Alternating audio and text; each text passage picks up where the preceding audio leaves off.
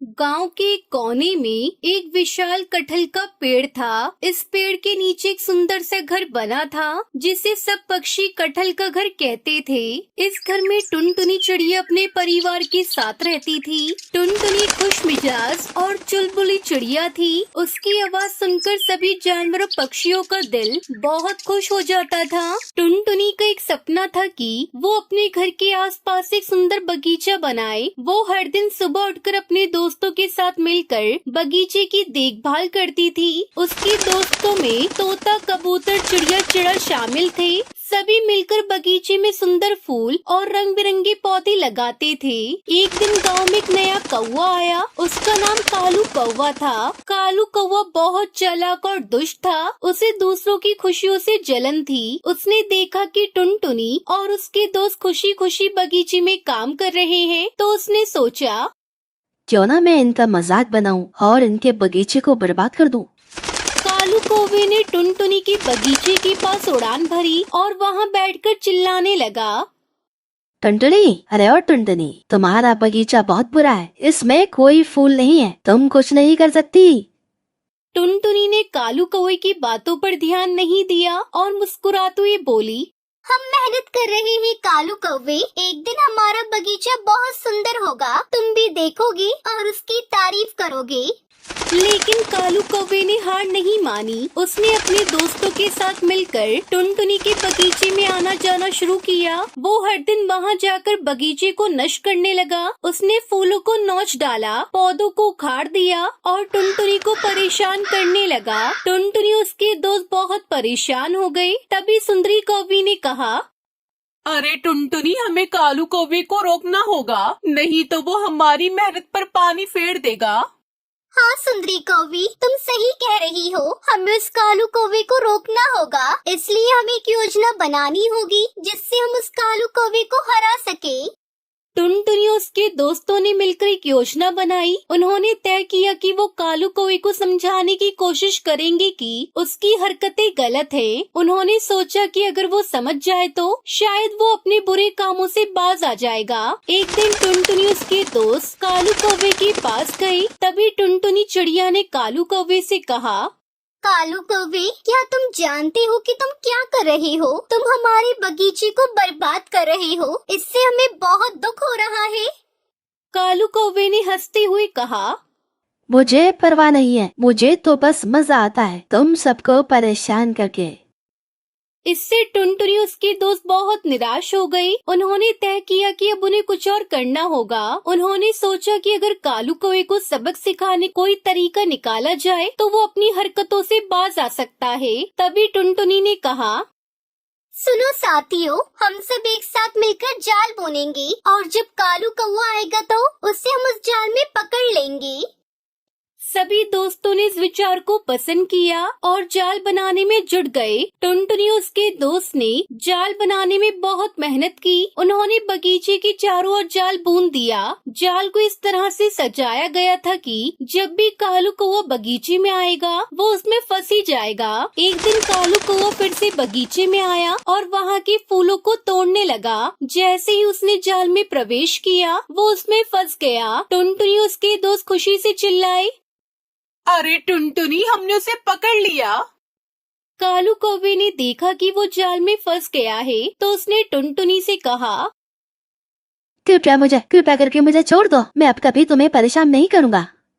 अगर तुम सच में ऐसा सोचते हो तो मैं तुम्हें छोड़ सकती हूँ, लेकिन पहले तुम्हें वादा करना होगा कि तुम हमारे बगीचे को नुकसान नहीं पहुँचाओगे।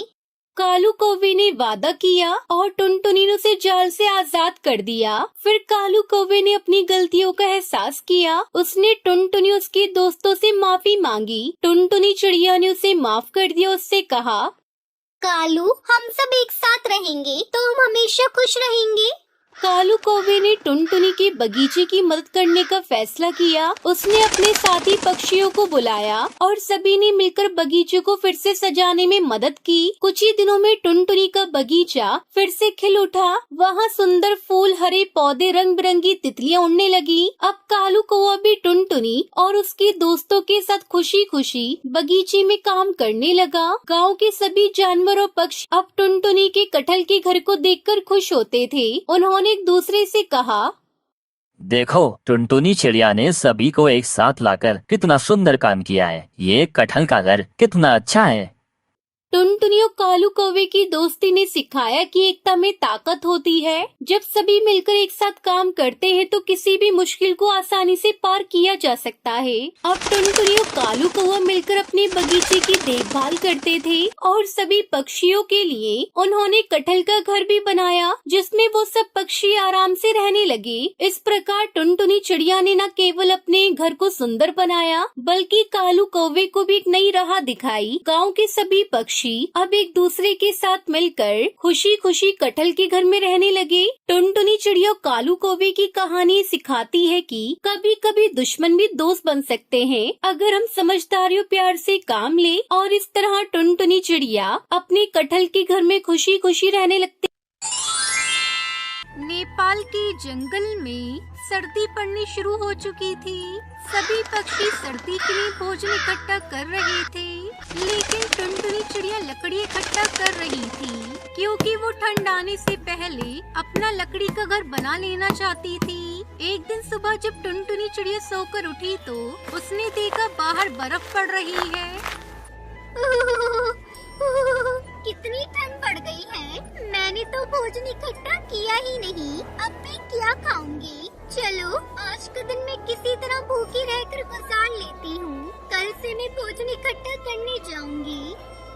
लेकिन अगले दिन भी बर्फ पड़ना कम नहीं हुआ। कई दिनों तक लगातार बर्फ गिरती रही। जंगल में दूसरे पक्षी आराम से अपने घरों में बैठकर भोजन खा रहे थे, पर टुनटुनी चिड़िया भूख से बेहाल थी।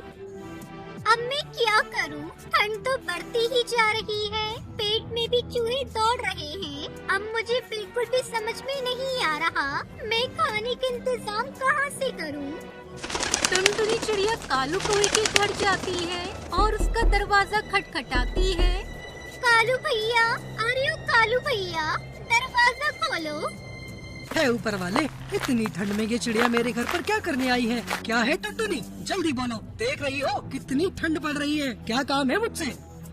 कालू भैया, मुझे बहुत जोरों से भूख लगी है। कई दिनों से मैं भूखी हूँ, मुझे कुछ भोजन दे दीजिए। मेरे पेट में जोरों से चूहे कूद रहे हैं, जल्दी से मुझे कुछ भोजन दे दीजिए। कालू भैया, आपने तो बहुत सारा भोजन इकट्ठा किया है ना? अच्छा, तो तेरी नजर मेरे जमा किए हुए भोजन पर है। तुझे भोजन चाहिए? जाओ भागो यहाँ से और जाकर अपनी सूखी लकड़ियाँ खाओ। तुमने तो पूरा महीना लकड़ी जमा करने में निकाल दिया। अब सर्दी का मौसम आया तो मेरे भोजन पर नजर गड़ा रही हो, और अगर मैंने तुम्हें अपना भोजन दे दिया तो मैं क्या खाऊंगा? टुनटुनी बेचारी उदास होकर वहाँ से चली जाती है। कालू कौवे से यही उम्मीद थी। फिर टुनटुनी सीधे मिट्टू तोता के घर जाती है।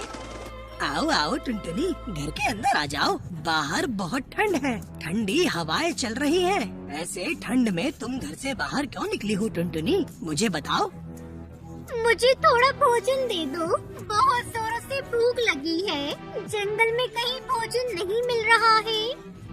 लेकिन टुनटुनी, तुम्हें तो पता ही है, हर ठंड में जंगल में भोजन की कमी हो जाती है। फिर तुमने पहले से भोजन इकट्ठा क्यों नहीं किया?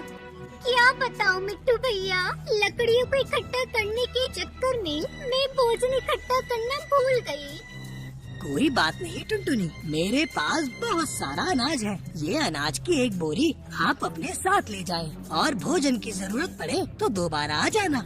और अगली बार लकड़ियों के साथ साथ अनाज भी इकट्ठा करना मत भूलना। आपका बहुत बहुत धन्यवाद मिट्टू भैया, अब मैं चलती हूँ। टुनटुनी चिड़िया ने आज कई दिनों के बाद पेट भरकर अनाज खाया था। अनाज खाकर उसे नींद आने लगी। वो आराम से अपने लकड़ी के घर में सो गई। उसी रात जंगल में तेज तूफान आ गया। सभी पक्षियों के घर नीचे गिर गए। अब हम सभी कहाँ जाएंगे इतनी ठंड में? इस तरह खुले में रहे तो बर्फ में आकर जाएंगे। क्या करे, कोई कुछ उपाय बताए। मैंने देखा है, टुनटुनी ने अपना लकड़ियों का मजबूत घर बना लिया है। अब वो आराम से अपने लकड़ी के घर में सो रही है। इस भयंकर तूफान में केवल टुनटुनी का लकड़ी का घर ही सलामत बचा है। तभी बुलबुल बोल पड़ती है, तो हम सब चलते हैं टुनटुनी के लकड़ी के घर में रहने के लिए। नहीं नहीं, वो टुनटुनी हमें अपने घर में क्यों रहने देगी? हमने तो उसे भोजन देने से मना कर दिया था जब वो हमारे पास भोजन मांगने आई थी। वो सभी बातें कर ही रही थी कि तभी टुनटुनी चिड़िया वहाँ आ जाती है। कालू भैया, अरे मिट्टू भैया, आप लोगों को चिंता करने की कोई जरूरत नहीं। जैसे ही मुझे पता चला कि आप लोगों का घर तूफान में उड़ गया है, मैं आप सबको लेने के लिए आई हूँ। मेरे लकड़ी के घर में बहुत जगह है, आप सब आराम से रह सकते हैं। और मेरा लकड़ी का घर अंदर से बहुत गर्म है, आप लोगों को ठंड में कोई दिक्कत नहीं होगी। आप सब मेरे साथ मेरे घर में चलें। फिर सभी पक्षी टुनटुनी की लकड़ी के घर में आ गए और पूरी ठंड उन्होंने टुनटुनी की लकड़ी के घर में हंसते हंसते गुजारी। मुझे माफ कर दो टुनटुनी चिड़िया, मैंने तुम्हारी मदद नहीं करी। मैं तुम्हारी मदद नहीं कर पाया, मैं बहुत सेल्फिश हो गया था। कोई बात नहीं कालू भाई, हर किसी से कुछ न कुछ गलती हो जाती है। इस तरह सभी पक्षी हंसी खुशी एक साथ रहने लगते हैं।